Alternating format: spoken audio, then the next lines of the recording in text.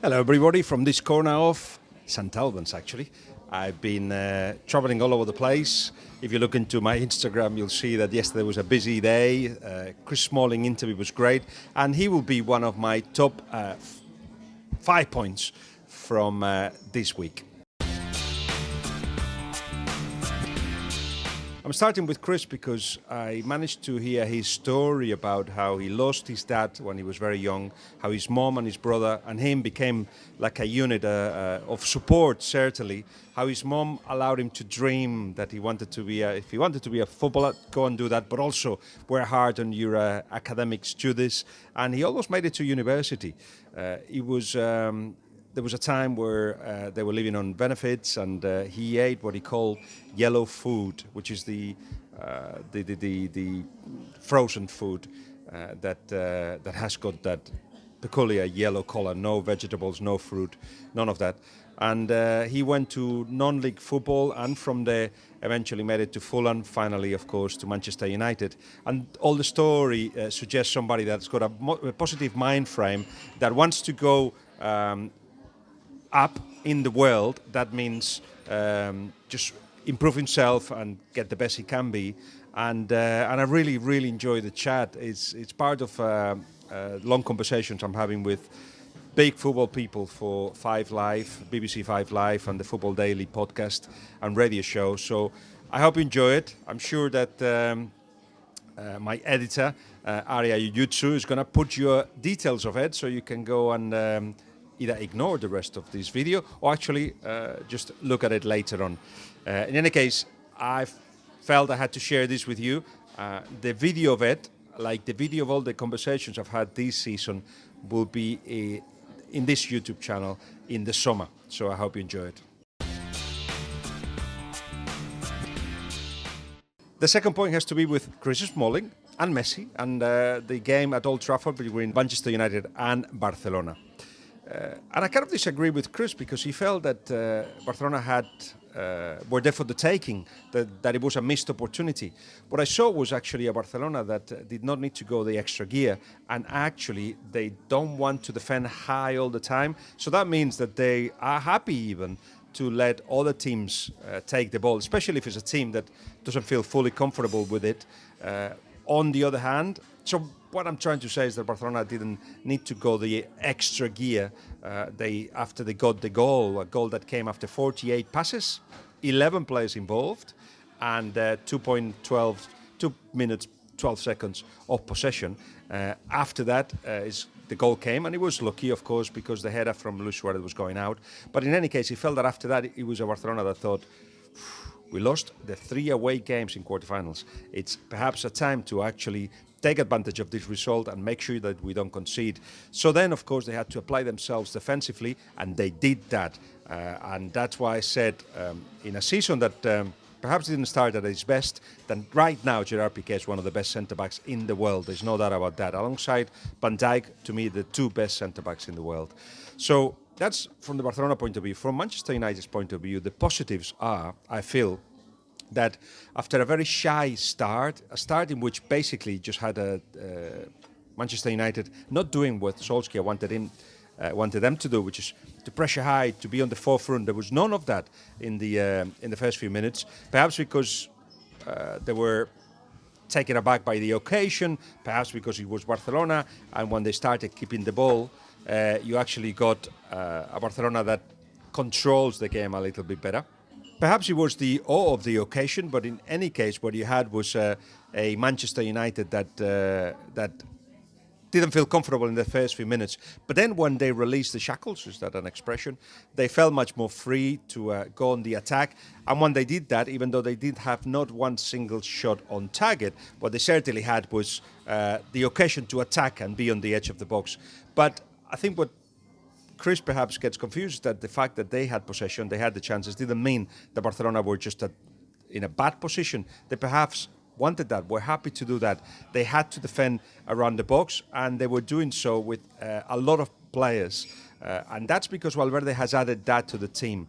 That has been criticised because Barcelona is related to attacking, and of course when they only defend and they stay behind the ball, it feels like they're playing badly. I think it's just that's a Barcelona that it's at the last stage of the season, physically perhaps not at its best, and it was a matter of conserve and make sure that the result didn't move.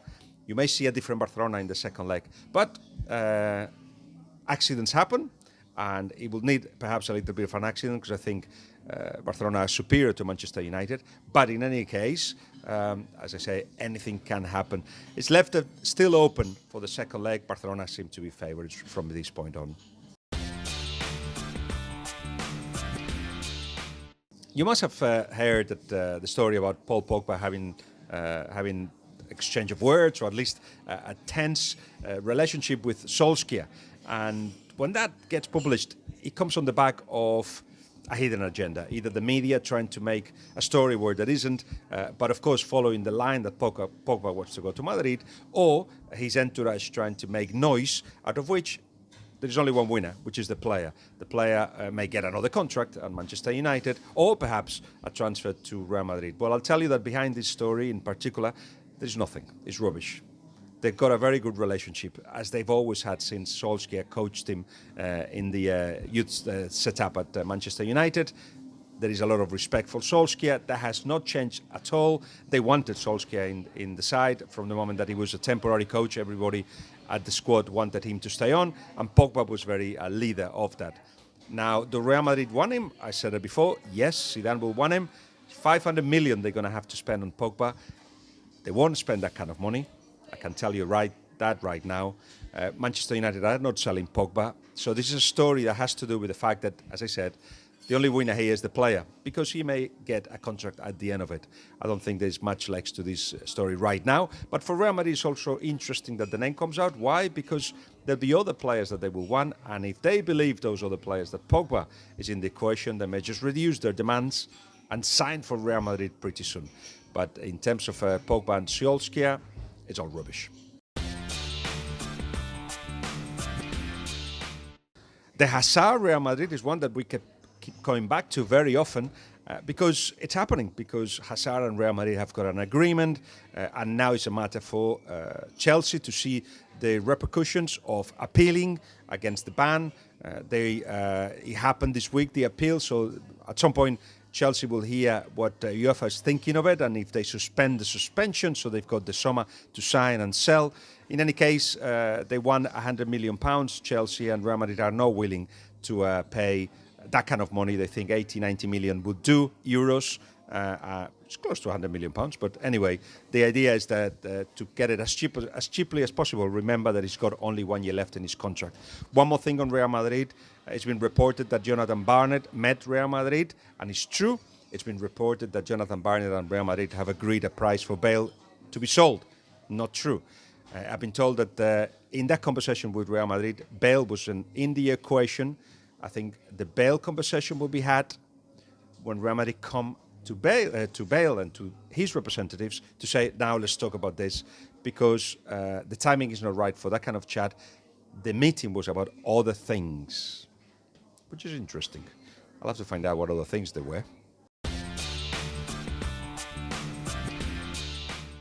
The last one is just perhaps my analysis of what happened in the Manchester City-Spurs game, or Spurs-Manchester City, better said. Everybody was very impressed with the stadium, by the way. I haven't been, but I'm looking forward to it.